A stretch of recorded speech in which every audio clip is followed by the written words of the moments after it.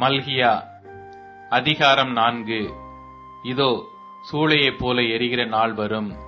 அப்பொழுது அகங்காரிகள் யாவரும் அக்கிரமம் செய்கிற யாவரும் துரும்பாயிருப்பார்கள்.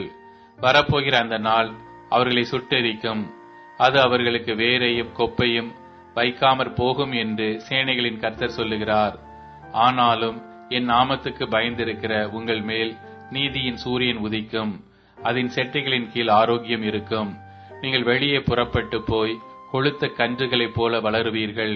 துன்மார்க்கரை மிதிப்பீர்கள்.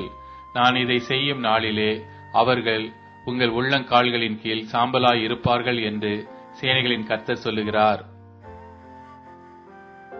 ஒரேபிலே இஸ்ரவேலர் எல்லாருக்காகவும் என் தாசனாகிய மோசேக்கு நான் கற்பித்த நியாய பிரமாணமாகிய கட்டளைகளையும் நியாயங்களையும் நினையுங்கள்.